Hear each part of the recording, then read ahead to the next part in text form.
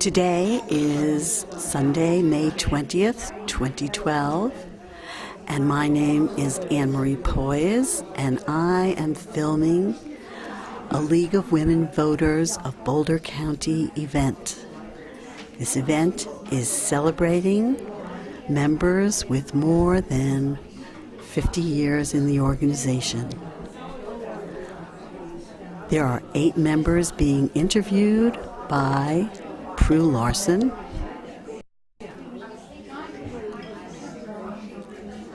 This interview is being recorded for the Maria Rogers Oral History Program as part of our League of Women Voters of Boulder County project.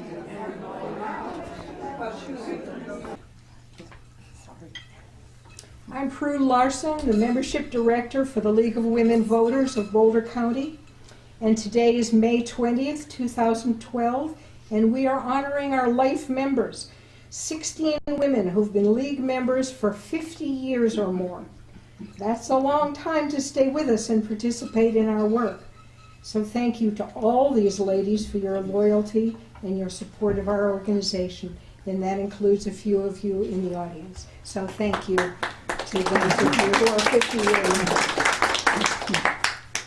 Today we're having a conversation with 8 of those members, and let's start by each of you introducing yourself, just stating your name. Joanne, we'll start with you. Would you state your name? Joanne Turner. Joyce Davies. and Norwood. Jane Volckhausen. Beverly Sabin. Betty Bramhall. Cynthia. I'm not a life member. Oh, well, then you're in the wrong seat. Do we need to start over? I thought it was just a... I'm sorry. I'm sorry. Sorry. I'm Jean Haywood. I'm Louise Lindsey. Now let's start the discussion. Several of you mentioned in the interviews that you felt confined to the accepted roles for women when you were young, married, and at home with children, and that the League came to your rescue with stimulating opportunities for learning and action. Would you share some of your memories of that time? I'm going to start with Ann Norwood. Oh dear. Well, we had 3 little boys under 3. and as I said in my interview, the League kept me sane. We joined as soon as we moved to Endicott, New York, and I was secretary of the League board right away. and we had a campaign going to change the county charter, and that I just jumped in with both feet, and it really did keep me sane. Louise? When I moved to Johnson County, I was Kansas. Kansas, yes, Prairie Village, Kansas. Actually, I didn't have a car, and I had one child, and I'm expecting another. And so I was really looking around for a lifeline, and in the paper I was going to either do AAUW or the League, and the League happened to be in the paper first, and so I called, and I never even called AAUW. I've loved League ever since. And here she is, 50 or more years later. Jean? I joined the League when I was 35 years old. I had worked for 14 years full-time after college, and I was thrilled to pieces to finally have a baby. But it was a culture shock to be home alone with this little baby. And so I joined the League. I'd heard about it, and I decided it was time I learned more about government issues. And the one thing I liked a lot about it, there were a lot of people that had children, but they never talked about them. Social situations, I didn't like being put at one end of the room with women that talked about diapers and menus, and at the other end of the room there was a conversation that would have been more interesting to me. So the League was great for me. And 6 years later, they put me on the board right away as assistant treasurer, and I worked up in 5 years to become president. Thank you. Joanne? Well, they've all said it. Yes, but you have your own spin on it. I got in, and a couple of the reasons were that we could take care of each other's kids while we went to meetings, and it got you out of the house. Like I went and looked at a lot of the city council and things like that, and immediately got active in water quality because the friend who suggested League to me was also a chemist, and she was head of the water committee. We were doing water quality at that point, went on to air quality. Thank you. Is there anyone else up here who wants to talk about how you were rescued from isolation at home when you were young, or shall we move on? Okay, environmental issues were important to many of you. Some working for air and water quality, as Joanne just mentioned, and others for land use planning, especially in Boulder. Tell us a bit about these concerns and how you were involved. I'm going to start with Joyce Davies. Well, it seems to me that when we came to Boulder in 1958, that the big issues were the planning for the future for environmental quality of life here in Boulder. And at the same time that I joined the League, 2 months after I came, I came in July, and in September invited to go to a League meeting with Janet Roberts, and you know how persuasive Janet can be. And so and at the same time, Plan Boulder was being a new baby in town and interested in what was going on. So between the two organizations, which Ken and I Ken also joined Plan Boulder, between the two of them, we were really into land use planning right from the very start. And I was so pleased to by the time we got around to the open space vote, League of Women Voters had in position an opportunity to support the tax issue on our planning for the future, our land use planning and so on. So it was a real pleasure for me to have those two things intermingled during my young years here in Boulder. How about the blue line? Tell us about the blue line. Oh, the blue line was that what was going on Some people there. may need to have it explained to them. A blue line was a line drawn on a map along our foothills. I can't remember what it is at the moment, but beyond which the city would not serve water. And of course, that, as with all things, the minute that became a law and we had that in place, NCAR came along, with the idea of NCAR coming along, and it was of course going to be beyond the blue line, and so we had to have another vote of the people to make an exception to it. And I think since then there have only been 2 or 3 other opportunities for people to promote water projects, and usually it's because of the fact that the homes were already there and needed the water when their wells went dry and so on. So it's been a very well enforced rule. And I think that was a controversy, the very first one I got into. Joanne, do you want to add anything more about work you did on water quality? You mentioned it briefly a minute ago. One of the things we did on water quality, which is pretty pertinent today, is that we were fighting against the Corps of Engineers to try and get the dikes higher along the Mississippi.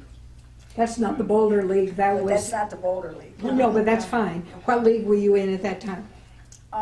Probably Kansas.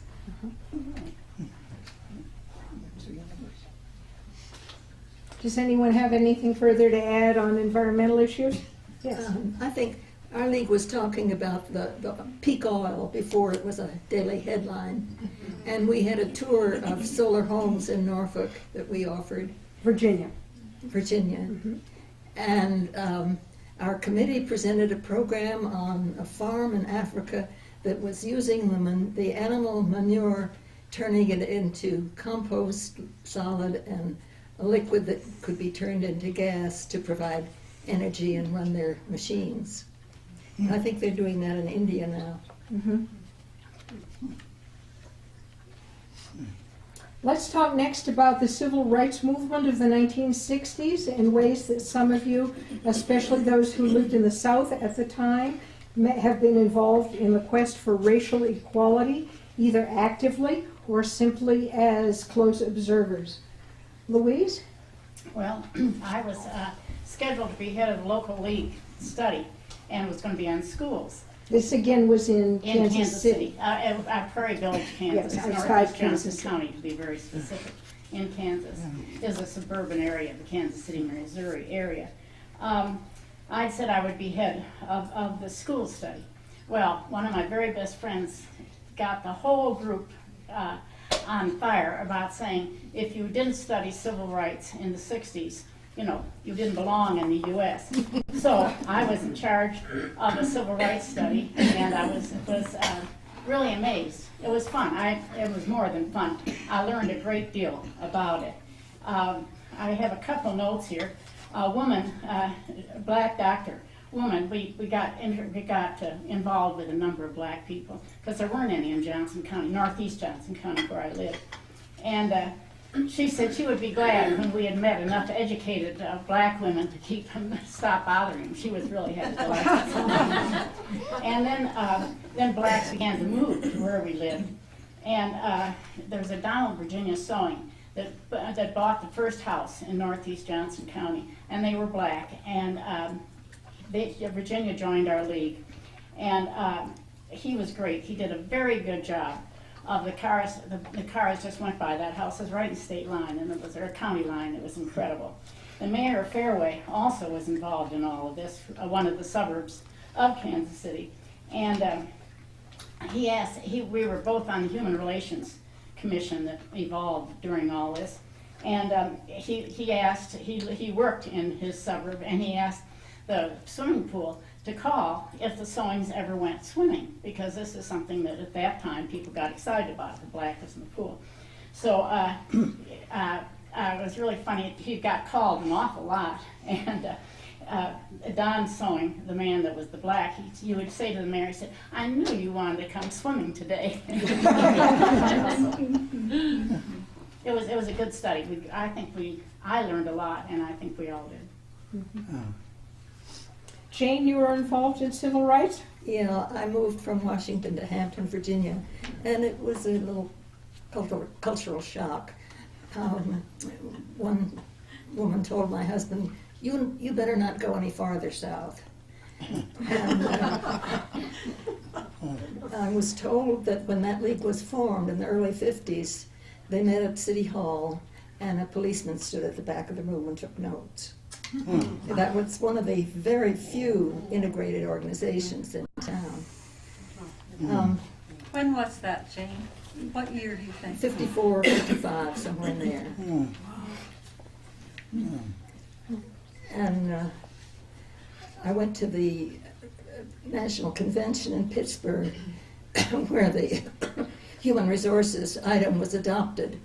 And a delegate from the Deep South said, if you adopt this item, I don't think our league will survive.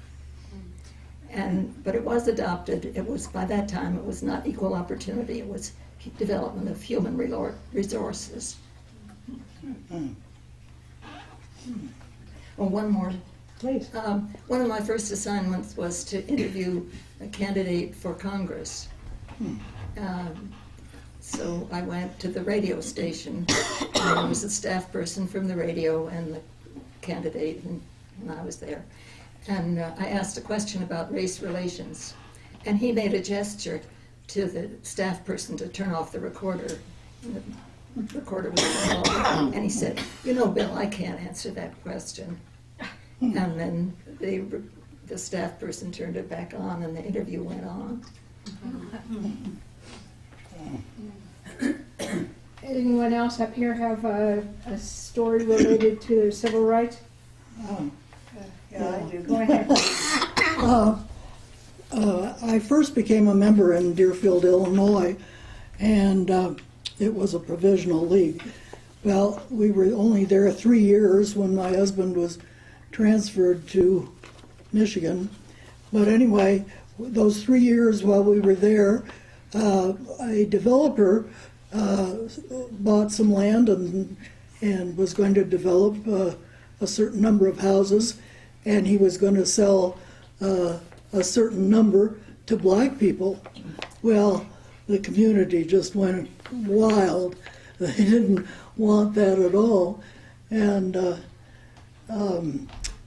the problem with us was that we couldn't sell our house because nobody wanted to move to Deerfield.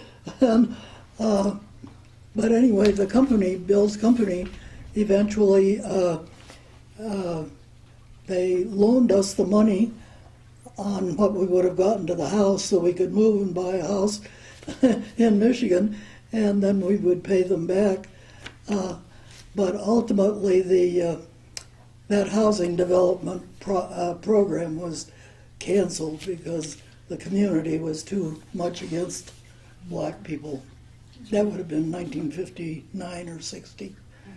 It always helps when the league has a position to be able to either take a position for or against something like that. And I expect later in time, did the league ever accept the civil rights movement and so on with some action? I really don't know. You were gone, weren't you? Yeah, we were gone. Yes, I really didn't know. Well, let's hope so anyway. I would assume so. My league did take action. It was Evanston, Illinois, and the first city north of Chicago, and it was about a 20% population of blacks. I'd grown up in Wisconsin in a smaller town that had about that proportion of blacks, so we always went to school with black people, and I was already aware of discrimination. So this was a issue dear to my heart, and we did. The older league members had encouraged us younger ones to go on the board and become active.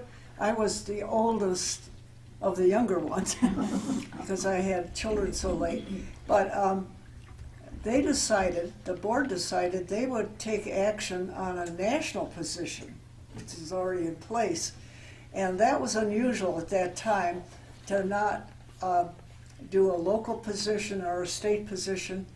We went right to the national, and we got away with it. But there was a lot of dissension in the other leagues north of us who were lily white, and they didn't think that was such a good idea. So I had a lot of experience standing up and defending what we were doing. We were very active, and the churches and synagogues in our town were also very active. So we marched, we did all kinds of things, and it was the most exciting time I'd ever had, those 6 years. And then my second year as president, my husband lost his job, and a lot of other people were going through that in 1970. So I went to work again, and then the Equal Rights Amendment. We're going to talk about that in a minute. Okay, I won't talk Save about that this because I couldn't. I was living it. I wasn't. No. I wasn't. What town? The first three leagues, 1970. No, what I was town? Let's like Betty will tell a Evanston, story. I don't understand. the first three leagues I was in were all in the north. One in Cleveland, one in Shaker Heights, Ohio, and one in Connecticut. And they were all integrated areas to begin with, so I never dealt with these, they were all solved by the time I got there. Well, others of you worked for quality schools and libraries in your community, in communities where you lived. We'd be interested in hearing what obstacles you faced and what progress occurred. Beverly? Well, I guess it was in Montrose, in western Colorado, that when we moved there, we discovered that the library the librarian was just somebody. She had no training, and the library showed that. And so I got on the board as a trustee, and she, after a year, managed to get me off. But I managed to get, my replacement was a gentleman who thought very much like I did. So anyway, we eventually got rid of her and hired a professional librarian. He is still there. That must be 30 years probably. He has a knack for not putting himself forward, but hiring good people. The library in Montrose is very much loved now, and we're pleased. That's great. Betty? Yeah, I came to Boulder in 1970 and joined the League because that had always been my way to learn a new city. And I had been in 3 or 4 other ones as we moved around. And pretty soon a League member said, "Why don't you run for the school board?" And I thought about it, and in 1975 I did run, and I was on the board for 3 terms, which is 12 years. And it's a wonderful variety of people.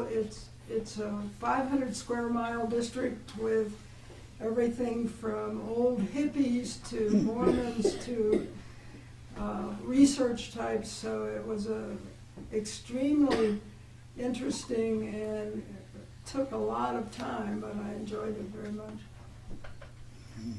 Does anyone else here have anything to add on the subject of schools and libraries in their communities? Well, the year that I was president of the League was very much involved with curriculum planning. And I don't know whether that was before you were on the board. I think it was before you were on the board. What year was that? Yeah. And I can remember long, long hours of conversation on the telephone with the chair of the education committee. We spent so many hours discussing all of that. And prior to that, I must just say this one little thing. Prior to that, I had been an observer at the school board, and I was never so bored in my life as those evenings.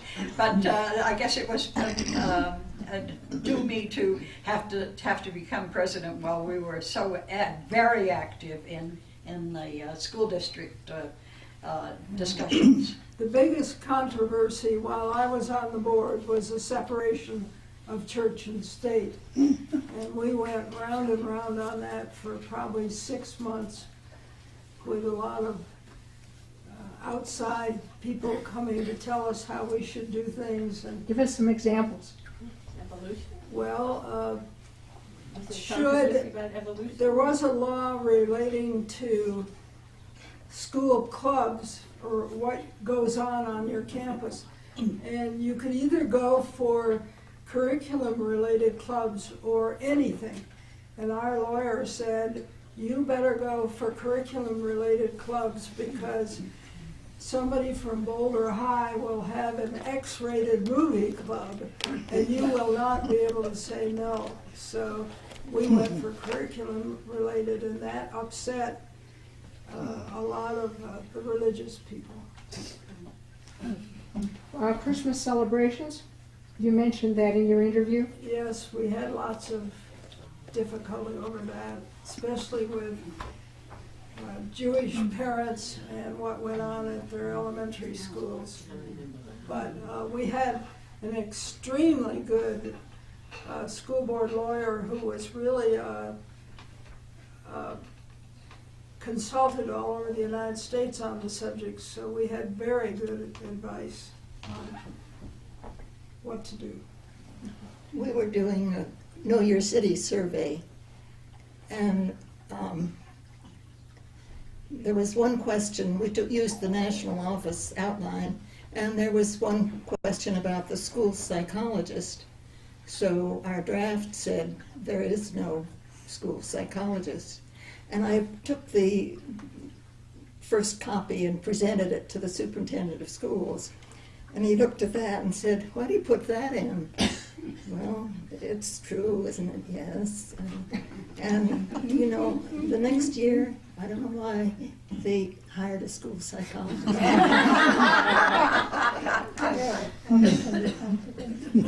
Anything else on schools and libraries? Well, mine is just really personal, what happened. As a result, Lee had a study of libraries in Johnson County, and I was co-chair of it.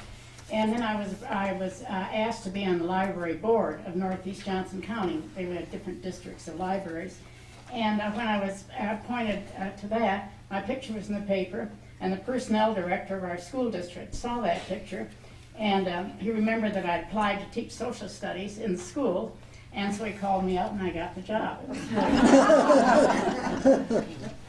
I have one more item. When we were in Wilton, Connecticut, which is a fairly smallish town, they were about to build a new high school. And it was lots of nights of planning, and they decided to include the town library in the high school, so there wasn't a high school library and a town library, and that worked beautifully because they could improve both of them that way. That's a good item to Good study. solution. Yeah.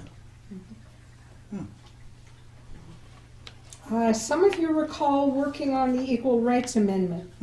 We'd like to hear some of your experiences and the reactions of people you approached at that time on that topic.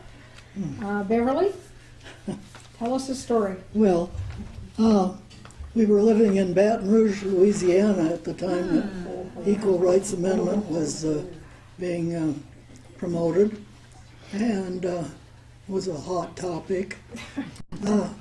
I remember being at a meeting one day, kind of like this. We were sitting around in the living room, and there was a state legislator sitting next to me, and he reached over and patted me on the knee and said, "We'll take care of you."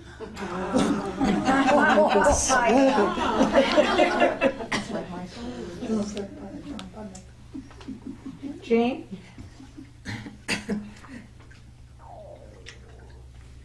We lobbied for the Equal Rights Amendment. We sold bracelets, ERA bracelets, and we lobbied with all our legislators.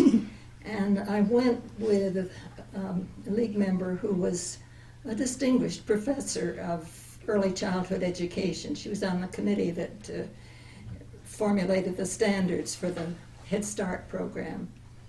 And we gave our pitch, and the legislator turned to her and he said, "Dr. Powell, you've never had trouble finding a job, have you?"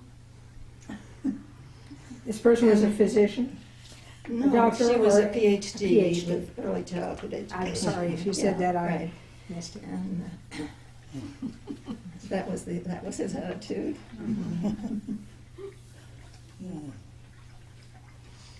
Does anyone else have a story related to the Equal Rights Amendment? Well, when I was back to work in 1970, I could easily get a job, but I had to start at the bottom again. And remember that one thing we worked on? 59 cents, remember that? Yes. Women were making 59 cents. Well, I was living it. And I was supporting a family by then, and it wasn't enough. So I couldn't spend a lot of time working on the amendment, but I followed it carefully in the lead.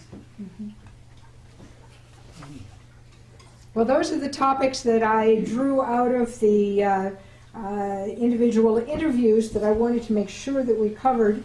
But we have time if there is someone else up here who has a league-related story on another topic that we haven't touched on yet. Is there something else you'd like to share?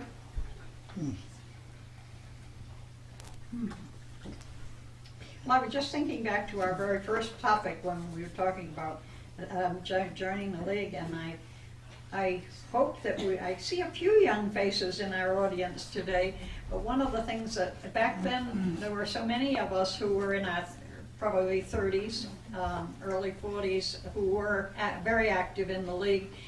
We even had a room where we could take our children for a babysitting room. There were so many of us who were at that time involved with the league. And we were talking about this prior to our being here. If we could only get some young, active women going, there must be some way we can do this, because we have such an important message to give the community, that being an informed voter is so important to us all. We do have some younger members, but we're heavily weighted on the older end of the spectrum, and not too many of them are here today.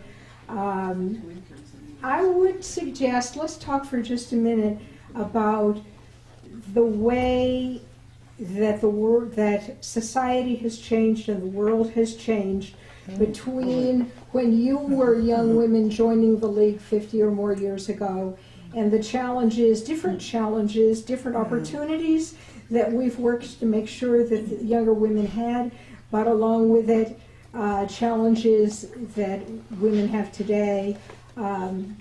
What observations might some of you have about a contrast between your lives and the lives you see young women having today? Or have I said it all? No. I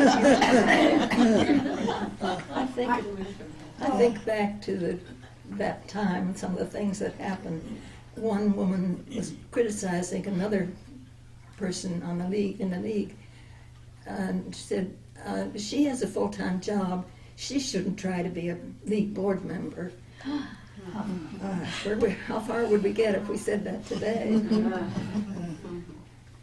I'd love to see more dialogue within the league on this subject with a broader number of our members of various generations, because it would provide interesting insights to all of us.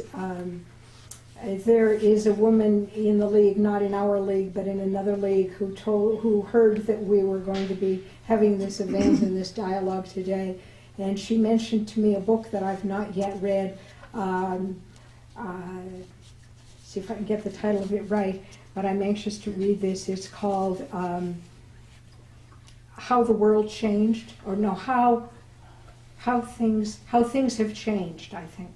And it's a whole story of what women's lives were like 50 years ago, up through Hillary Clinton. Opportunities that have changed and challenges that have changed in women's lives. So it's something some of us might want to look for. I'm sorry I don't have the correct title right now. Did you want to ask a question, Rebecca? Well, I was thinking, it just brought back a memory. I was active in the National Organization for Women in the early 70s, and somebody mentioned Janet Roberts, and she was involved in something, POW, Public Office for Women. She was going around to the various, she and Zoe Menkick were going around to the various women's group, and in order to get women elected to, let's say, city council, county commissioners, most of it was men running and getting elected. They could say, well, I've been on the planning board, or I've been on the open space board. So they were campaigning to get women selected to the various boards and commission. And I remember going and being given a list of people to phone, trying to help with this project. And over again I get, well, so-and-so would be great on that board. She's an observer for the league. And that whenever a topic comes up, the board turns to this person who has this historical memory, what happened for the last 2 or 3 decades on that subject. And I think we were influential in getting some qualified women. And I think at one point she went to the city council, Janet Roberts and Zoe, went to the city council. She was collecting resumes, and she came there with about 100 resumes and said, here we have 100 women, highly qualified, take a good look at them and try to select them next time you have to choose new members for some board or commission. And I think as a result of that campaign, a lot of women did get involved, in these boards, and then it would later run for city council or for elected public office. Thank you.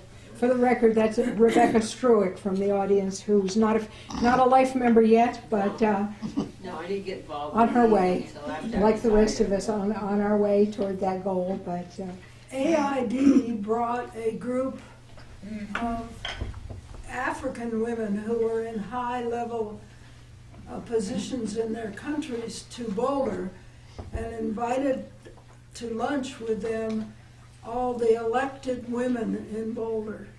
And there was a surprising number of us that were invited. Boulder, I think, was uniquely good on elected females. did you say what year that was?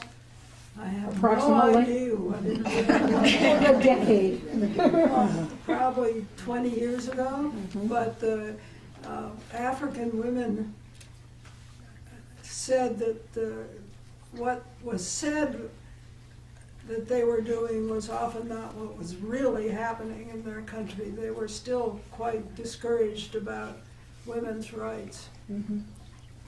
Well, I'm going to wrap up the formal part of the. Did you have something to add, Joanne? Yeah, I did it the opposite way. I was going to Indonesia, and the league arranged for me to meet some of the women in Indonesia, so I was able to go to their schools and their public health places and things like that, and that was very meaningful. Pam? I have a comment. Okay, Pat Johnson.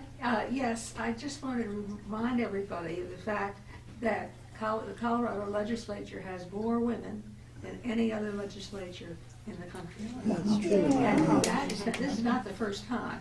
We went through a little dip.